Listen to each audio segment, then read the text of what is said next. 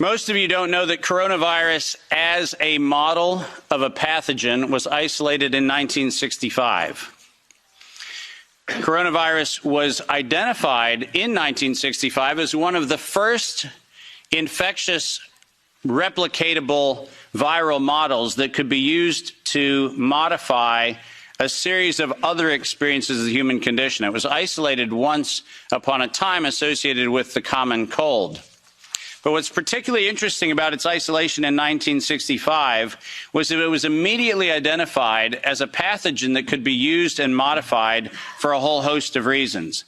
And you heard me correctly, that was 1965. And by the way, these slides are public domain. You're welcome to look at every single reference. Every comment that I made is based on published material, so do make sure that you look at those references. But in 1966, the very first COV coronavirus model was used as a transatlantic biological experiment in human manipulation. And you heard the date, 1966. I hope you're getting the point of what I'm saying. This is not an overnight thing. This is actually something that's been long in the making. A year before I was born, we had the first transatlantic coronavirus data sharing experiment between the United States and the United Kingdom. And in 1967, the year I was born, we did the first human trials on inoculating people with modified coronavirus. Isn't that amazing? 56 years ago, the overnight success of a pathogen that's been 56 years in engineering.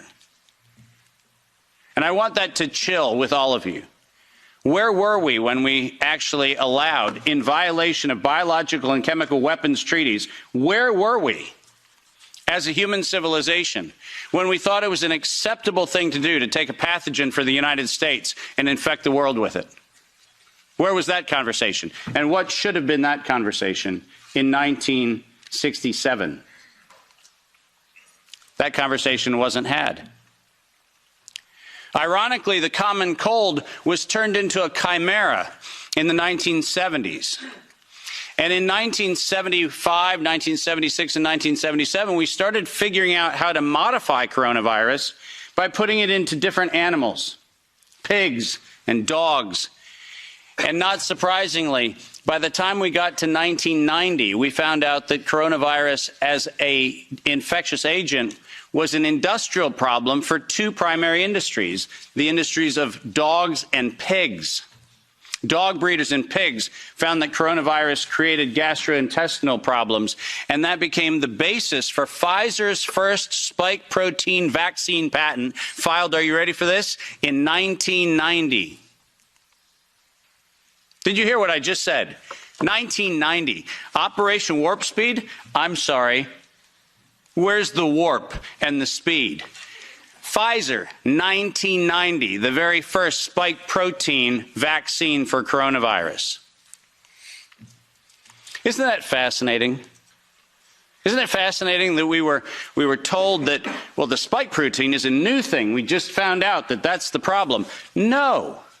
As a matter of fact, we didn't just find out it was not just now the problem. We found that out in 1990 and filed the first patents on vaccines in 1990 for the spike protein of coronavirus. And who would have thought? Pfizer. Clearly the innocent organization that does nothing but promote human health. Clearly Pfizer. The organization that has not bought the votes in this chamber and in every chamber of every government around the world. Not that Pfizer. Certainly, they wouldn't have had anything to do with this. But oh yes, they did.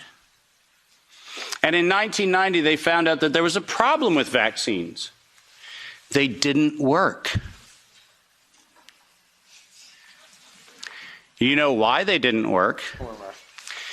It turns out that coronavirus is a very malleable model. It transforms and it changes and it mutates over time. As a matter of fact, every publication on vaccines for coronavirus from 1990 until 2018, every single publication concluded that coronavirus escapes the vaccine impulse. because it modifies and mutates too quickly for vaccines to be effective.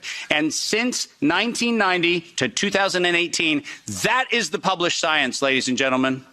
That's following the science. Following the science is their own indictment of their own programs that said it doesn't work.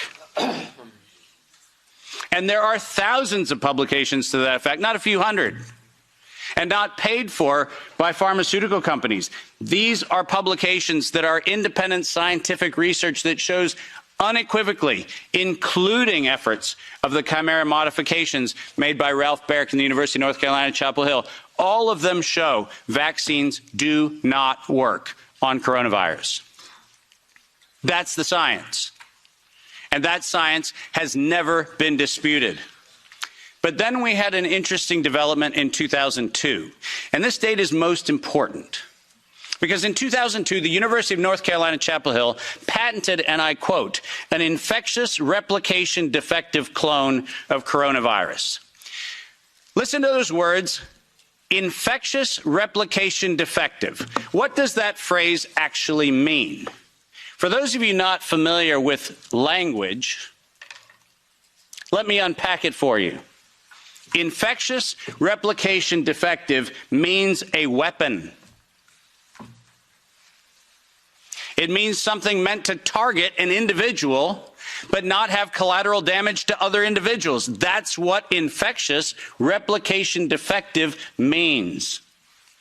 And that patent was filed in 2002 on work funded by NIAID's Anthony Fauci from 1999 to 2002. And that work, patented at the University of North Carolina, Chapel Hill, mysteriously preceded SARS 1.0 by a year. Dave, are you suggesting that SARS 1.0 wasn't from a wet market in Wuhan? Are you suggesting it might have come from a laboratory in the University of North Carolina, Chapel Hill? No, I'm not suggesting it. I'm telling you that's the facts. We engineered SARS. SARS is not a naturally occurring phenomenon. The naturally occurring phenomenon is called the common cold. It's called influenza-like illness. It's called gastroenteritis. That's the naturally occurring coronavirus. SARS is the research developed by humans weaponizing a life system model to actually attack human beings. And they patented it in 2002.